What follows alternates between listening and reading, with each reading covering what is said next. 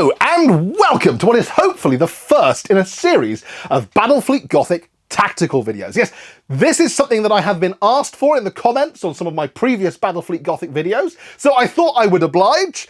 This is going to be a video focusing on something that is fairly near and dear to my heart at the moment, given I've been painting strike cruisers for the last few weeks. Yes, if you've already subscribed, you'll have seen pictures up on the community section of my channel, but don't worry, I'm going to stick some pictures up of my Space Marines as this video continues. I've got a couple of strike cruisers done and a battle barge that is a work in progress as well. So, without further ado, let's dive into what makes the Adeptus Astartes work in Battlefleet Gothic. What I propose to do then is, there are three things really that kind of make the Space Marines unique within Battlefleet Gothic. I don't propose to cover general tactics over the course of this video. It's not a kind of a, oh, how do you play Battlefleet Gothic video? I've covered that already. Instead, I'm going to cover what makes the Adeptus Astartes work so well in Battlefleet Gothic, what are some of their weaknesses that can be exploited by opponents or which the Space Marines have to watch out for, and then just some general tactical advice based upon previous games of Gothic that I have played with my Space Marines.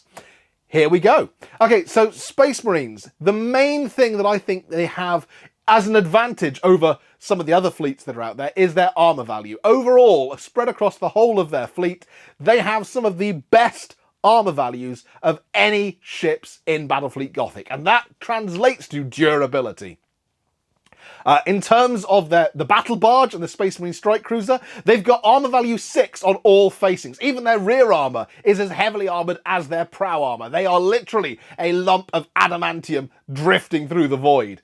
Even their escort vessels, I'm not talking about the escorts that they can borrow from the Imperial fleet, I'll cover that in a future Imperial fleet video, but their Space Marine specific patrol vessels, like the Nova or the Gladius, these have a better armor value than their Imperial equivalents. They all have firepower armor value 5 on all sides. And crucially, and this moves on to the second point for Space Marines, they are all far more maneuverable and far faster than their generic Imperial fleet compatriots. So, what do I mean by that? Well, I mean, for example, the Space Marine Strike Cruiser. The Space Marine Strike Cruiser has a general speed of 25 centimeters a turn and a 90-degree turn arc. The Battle Barge, comparable to the Imperial fleet's battleships, has a 20 centimeter move, 5 centimeters faster in both respects than their Imperial comparisons. It also has a 45-degree turn, so it doesn't have quite the same turning circle that the Strike Cruisers have. But in that respect, I suppose they combine some of the maneuverability of some of the faster escort vessels with the speed that you would expect to see on a Chaos ship. So in that respect, they take the best of both worlds. The final thing that I would suggest that they have going for them, I'm not going to feature the words prow bombardment cannon, instead it's Thunderhawks. I love the prow bombardment cannon, and I will touch on that in just a minute. But Thunderhawks, imagine if you had fighters that were also assault boats that were as durable as Eldar fighters or bombers. Thunderhawk gunships are also, in terms of being used as assault boats, are by far superior to pretty much anything else in the game. I think the Dark Eldar Tormentor might be the only thing that comes approximately close to the power that a Thunderhawk gunship can put out. They are relatively fast, they are relatively durable, and crucially they have that 4-up save against other fleets' fighters, other fleets' ordnance. You can use them to take out, enemy torpedoes, and on a 4-up they'll still keep kicking. You can use them to challenge enemy fighters or enemy bombers, and on a 4-up they'll still keep kicking. And when they get in close to an enemy vessel, they can, of course, can disgorge a boarding party of Space Marines, which means they get a +1 on their hit and run attacks, which is, frankly, really bad for most other ships. So these three things I would suggest are kind of the core strengths that the Space Marine fleet is built around, and in terms of how you should kind of be thinking about using them when it comes to using them tactically. Let's take a quick look at some of their weaknesses, and then we'll look at how we can kind of bring all this together to combat those weaknesses and play to the Space Marine fleet's strengths. And also what perhaps you should consider including in any kind of Space Marine fleet list. So weaknesses. I think I have to throw this out there. It's the fact that they are very lacking in terms of ships of the line. Yes, the battle barge is a destructive brick of a ship. I think pound for pound, it's probably one of the best battleships in the game. But then their ships of the line, they don't have that kind of cruiser class that the Imperium or Chaos have to fall back on. Instead, you have the strike cruiser. The strike cruiser is cool. Like I said, it's packing a decent level of armor, but it lacks hit points. It only has 6 hit points compared to, for example, the 8 hit points that a Chaos or an Imperial cruiser carries, or the 10 hit points that an Orc cruiser is packing. But also, they only have 1 shield each. Now, you can offset that. In the 2010 FAQ update, it did allow you to buy an extra shield for each of your strike cruisers for 15 points, and I absolutely recommend doing that. But that does mean that it only really takes 3 hits to kind of winnow away at a strike cruiser, and suddenly it's crippled, and that's massively reducing its efficacy. The other thing, I suppose, that the Space Marines have in terms of that they're lacking is really kind of just a range of ships. Yes, they've got the battle barge. Yes, they've got the strike cruiser. And yes, if you use the 2010 Armageddon list, you can do a combined fleet list and kind of pick and choose from the Imperial Navy and the Adeptus Astartes. But really, that's not playing a Space Marine list at that point. That's playing a Navy combined list, which is a different thing. Realistically, you've got 3 escorts, a battle barge and a strike cruiser. That is your pool to pick from. You don't have the depth of bench that the Chaos fleets or the Imperial fleets or even the Eldar fleets have to pick from. And so you have to make good use of what you have. The final thing that they are very much lacking is lance fire. Battle barges. I mean, there is an upgrade that they introduced in the 2010 list that does allow you to replace the launch bays on the front of a battle barge with lance batteries, but given how useful Thunderhawks are, do you really want to do that? Likewise, strike cruisers, there's no option really to put lances on a strike cruiser. This is offset by the Prow Bombardment Cannon. So the Prow Bombardment Cannon, I've mentioned it previously, it is essentially the Space Marine version of a lance. It is essentially a massive gun that launches huge cyclonic warheads that is meant for using in destroying planets. How it works in game, essentially, is it's a weapons battery. So it uses the weapons battery chart in much the same way as any other weapons battery does, but it always hits on 4s, regardless of enemy armor. And, crucially, it always causes criticals on 4s, as opposed to normal rules of causing criticals on a 6, unless you're shooting an Eldar, at which point you just kind of breathe on them, and they keel over and die.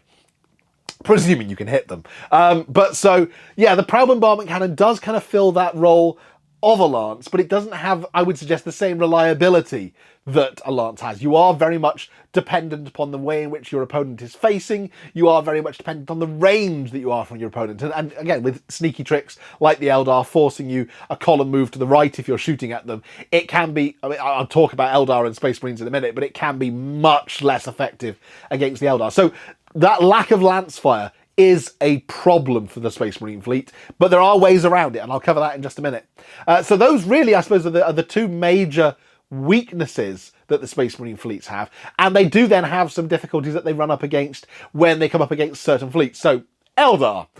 You've got an armour of 6 all over your battle barge, an armour of 6 all over your strike cruiser. Hello, here comes the Eldar with their pulsars, which are the best lances in the game, and just don't care. Here comes a Tyranid fleet with big crunchy claws that wants to eat you.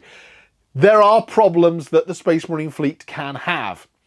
They also suffer against massed waves of ordnance. Again, strike cruisers, they are brilliant, but they are also a little bit glass hammers. They only have 1 turret as well as 1 shield. So again, if they find themselves facing mass carrier waves, yes, they can crank out those Thunderhawks, which can then hopefully, intercept massed waves of bombers. But again, I suppose the difficulty you've got is Thunderhawks can only intercept so much, and each strike cruiser can only pump out 2 Thunderhawks or 3 from a battle barge. So you don't have quite the same carrier capacity of something like, for example, a Despoiler class battleship, or a Styx, or any really of that kind of the Chaos class that carrier fleets that can just crank out 16 bases of fighters and bombers a turn. Those single turrets, there is no way to address that on strike cruisers. You can upgrade your shields, you cannot upgrade your turrets. And that does leave you open to the difficulty of if you've got incoming torpedo fire, especially Eldar torpedoes, which, hey, we can reroll to hit. Great. incoming bomber waves can very rapidly reduce the efficiency of your strike cruisers. How do we offset this, and how do we get the best out of our Space Marine fleet and offset this? Well, there's a couple of tricks that the Space Marine fleet have to their advantage. Firstly, their escorts. Their escorts are actually really tough. So one way in which you can deal with the massed waves of ordnance, torpedoes and bombers and so forth coming towards you is to go, I don't need Thunderhawks to kill. I can save my Thunderhawks and hold back. They're not really designed for like a combat air patrol. I can save those and use them for my attack runs on enemy ships and leave my escorts to handle incoming ordnance and incoming torpedo fire. Because ships like the Gladius, they've got a decent weapons battery range. They've got firepower 4 on a Gladius. You take 3 Gladius together, that's firepower 12. That is the equivalent of the firepower down one whole side of your battle barge for much, much less than the cost of your battle barge. So yeah, massed groupings of your escort ships can deal with some of that kind of incoming ordnance, because they've just got the problem that Imperial ships have of, hey, we've got a firepower, towards the forward. No, they've got firepower forward, left and right. They've got a full 90-degree arc of fire because a lot of their firepower is turret based on the escorts, which means that where other ships might have difficulty of ordnance slipping around the sides of them or, very rapidly moving out of their line of fire, the escorts, with their speed, with their 90-degree turns, can track the ordnance and shoot it down before it becomes a problem for your light cruisers and your capital ships.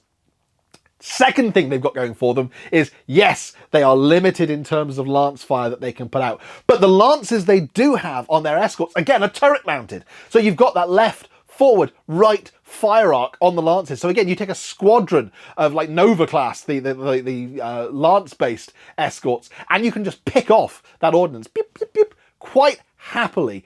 Or, and this is what I like to use them for, you can use them to get around close to the enemy capital ships, strip their shields off, so that when you start hammering those ships with the long-range bombardment cannons, and I mean, things like the battle barge has a 45-centimetre range on its bombardment cannon, you can not have to worry about shields taking the initial couple of hits. Instead, you can make sure that all of those big, pounding, always hitting on 4 hits, are hitting on the hull of the enemy ship, and thus, hopefully, generating those criticals on a 4-up, which just really makes things a bad day for your enemy.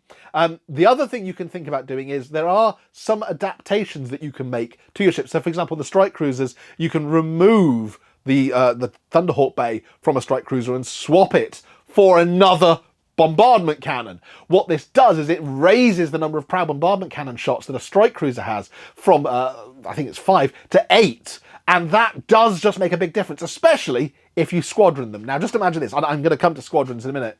2 Space Marine strike cruisers happily squadron together, bases touching, combining their firepower. Both of them stripped of their Thunderhawk launch capacity, but loaded down with proud bombardment cannons. And bear in mind as well, the cost of 2 strike cruisers armed up in this way is roughly comparable to a heavy cruiser from like a Chaos or an Imperial fleet. We're not talking battleship level here, even though you've basically got 12 hits between the 2 ships and firepower 16 bombardment cannon. That is enough. I mean, that's enough to melt a planet. It will certainly give pretty much any of your opponent's fleets a very bad day. What else can the Space Marines do? Well, they've also got Space Marines on board, and Space Marines are great in boarding actions. I mean, heck, it's almost as if they're Marines made for doing things in space. Yeah, so Space Marines get a bonus of, I think it's +2 to their boarding actions, which means that if you move, no, it's +1, sorry, it's +2 if you take Terminators. If you move your Space Marine ships in close, you get those bonus rolls on the boarding actions and the teleport attacks against opponents' ships. And even if you don't want to move in close, if you equip, for example, your battle barge or some of the torpedo class escorts with boarding torpedoes, then you can launch those hit and run attacks at range. You can pack a bunch of Space Marines into a torpedo, hammer it off across the void, smack it into an enemy ship, and just start giving them a really bad day. I mentioned Terminators. For 50 points, you can take Terminators as an upgrade to one of your ships. Whichever ship carries your Master of the Fleet, and we'll touch on him in a minute. Well, whichever ship carries your Master of the Fleet can have a squad of Terminators to perform a teleport attack once per game. How this works is you come within teleport attack range, you roll 2 dice, you get +2 to the rolls, you get the +1 for Space Marines and a further +1 for Terminators, and then you keep the result of both dice. If you are fortunate, your opponent's ship is now on fire, it's lost 3 hull points, it's lost its port weapons side or something, or its bridge has been blown out. There are any number of awesome effects that can be achieved in a well-timed Terminator attack. So this is Space Marines then. They can hit as hard as orcs when they're performing their boarding actions. They've got fighters that can dodge like an Eldar fighter. They've got armour that is the toughest armour. It's as tough easily as a Necron warship. These are the Space Marines. They are well versed for Battlefleet Gothic, and in terms of how I would structure a fleet and tactics that I would seek to use, here's how I look at it. There are 2 ways of running a Space Marine fleet. Option number 1, which is the big heavy brick, and this is an option that I tend to favour. It's you take 2 battle barges. You can take 1 per 1,000 points, so presuming you're playing something more than a 1,000 point game, and I tend to play 1,500. If you take a 1,500 point fleet, that's 2 battle barges. Now that admittedly is like 2/3 of them. They're 425 points each, and that's before you look at taking, any upgrades on them or anything, or you look at giving them, taking one of the special character ones that they produced in the Battlefleet Gothic magazine, like the Ultramarines one, that's even nastier. 425 points. You're looking at, between the two of them, it's about 850 points of your fleet right there.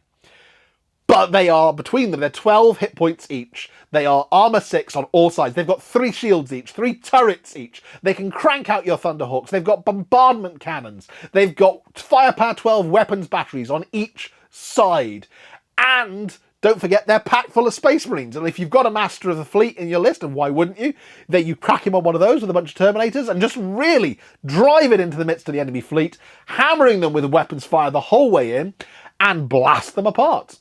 Back them up with a strike cruiser or 2. I prefer 2 in a 1,500 point list alongside 2 battle barges, and then a scattering of different kinds of escorts. Again, I'd make sure you get some Novas in there, make sure you get some Gladius in there for that firepower 4, tooling up into little squadrons. And yeah, you will have a fleet that is manoeuvrable. You can take the battle barges down the middle, bring your strike cruisers and your escorts in like the wings of a pincer around either side, and kind of start stripping things off your sides of your opponent's fleet, start picking off their escorts. That's one thing worth noting. Bear in mind that any escort that is the subject of a hit and run attack, for example being targeted by a Thunderhawk, is just instantly destroyed. So you want to take out your opponent's escorts. If they've got, brute ram ships with armor 6 on the front, and you're worried about getting hit by a brute ram ship charge, don't worry. Send some Thunderhawks in. 1 hit and run attack on each of those. That's that escort wiped away. Send your Thunderhawk bases in individually, 1 at a time, and you can pick off an escort with every single one of them. I mean, sure, a few of them might get picked off by turret fire from the escorts, but generally speaking, you will just murder them. And that then leaves your strike cruisers and the rest of your escorts free to hunt, strip shields, start slowly picking off and crippling key ships, because you've got that high speed, because you've got that high maneuverability. And then down the middle still, ponderously soaking up whatever fire that your enemy fires at you, you've got your battle barges coming, like I said, like a couple of big bricks to just smash into the enemy fleet. You smash through the enemy fleet, you turn around, and you come back and you get the other way and you do it again. That's, as you might have guessed, one of my preferred ways to play Space Marines. There is another way, which my friend Sean advocates, which is the mass strike cruiser wave. Now, bear in mind, you can only have 10 strike cruisers because there's only supposed to be 1 for each company within the chapter. So at 125 points, you could take all 10 strike cruisers, 145 points, sorry. You could take all 10 strike cruisers in a 1,500 point game and still have points spare for escorts and your Master of the Fleet and some rerolls. And that's including stacking some extra shields on each of those. But yeah, I'm not sure 10 strike cruisers is the way to go, but I would certainly consider trying a fleet with maybe 8 strike cruisers. Put them in squadrons. So squadroning them up, putting them so their bases are touching, means that they can combine their fire. They can soak up fire from the enemy coming in together. The one weakness, of course, is that a single blast marker from an opposed incoming fire takes out both their shields. But again, if you've put the extra shield on even one of them, then you've got, oh, I've lost a shield off that one, but I'll take the next blast marker off this one and soak up that one's shield. So between them, you get the benefit of having had 2 shields, even though you've only paid for 1 for one of the 2 ships. But yeah, take a squadron, combine their fire, consider upgrading one of your squadrons to have the extra bombardment cannon fire, so you're essentially putting out more bombardment cannon fire than you would put out with a battle barge. But what you have then is a fast and manoeuvrable fleet composed of, yes, lighter ships, but lighter ships that when paired together and working like a wolf pack can just snipe around behind your opponent, outmaneuver them, start blasting its weapons fire, start blasting Thunderhawks into their rear armour, and then dive in amongst them and just launch mass boarding actions. Just start throwing Space Marines into your opponent's ships, strip away their ability to hurt you, and then you can take them apart at your leisure. I said I'd mention the Master of the Fleet. The Master of the Fleet, I think, is probably one of the best things that the Space Marines have going for them compared to other fleets. It gives you a leadership value of 10 straight off the bat, and rerolls are cheaper for Masters of the Fleet than pretty much any other fleet in Battlefleet Gothic. We get them for a steal. Like 25 points each. That is a bargain, honestly. I think only the Orcs and their Orc War Bosses get them cheaper at 20 points each. But so take a Master of the Fleet, take a couple of rerolls, stick him somewhere. If you've got the points spare, give him the Terminator Assault upgrade as well. But overall, Space Marines leaderships are just generally better. They've got their own leadership chart that they use that gives them buffs on their leadership, so that overall they get almost like +1 to pretty much every leadership that you're rolling compared to an Imperial fleet or a Chaos fleet, and certainly compared to an Orc fleet. So you are, although you get those rerolls for cheap, you're less likely to need them, which is useful because you are going to be doing quite a few of them to reload your Thunderhawks, because you want to be cranking those Thunderhawks out. What else can I say about Space Marines? I think the only other thing that's worthy of mention for them is the fact that the battle barges, if you play an Exterminatus, and this is fairly mission specific, but if you play an Exterminatus campaign, you don't have to remove one of the prow weapons from your battle barge to fit it with an Exterminatus weapon. You can just use the prow bombardment cannons. It counts as an Exterminatus weapon. And in fact, Space Marines get +1 for Exterminatus because they are designed for planetary assaults. They are designed for being sent in and just purging the heretics. So yeah, that is just one very, very niche, unique little extra thing that Space Marines have going for them. Well, I hope you've enjoyed this video. I hope it's given you, perhaps, if you're not a Battlefleet Gothic player, it's given you some insights as to how Space Marines work in Battlefleet Gothic. If you are a Battlefleet Gothic player, maybe it's rekindled your desire to play, or maybe it's given you some food for thought about how to use Space Marines or how to tackle Space Marines if you're a player from one of the other fleets. If there is another fleet that you'd like to see me cover in a future video, please make sure you let me know in the comments down below. And I'm also going to just put a plea on there, because I am rapidly approaching 2,000 subscribers. If you are not a subscriber already, please consider subscribing to the channel. It really does make my day when I see I've got extra people subscribing to this channel. And likewise, it makes me very happy when I see nice comments and likes and stuff cropping up on my videos as well. It really does make a difference to those of us who are out here making YouTube videos. So if you are already a subscriber, thank you very much. I think that's all I've got to say on the matter. Right, well, thank you very much for watching. And as ever, I will catch you next time. Bye for now.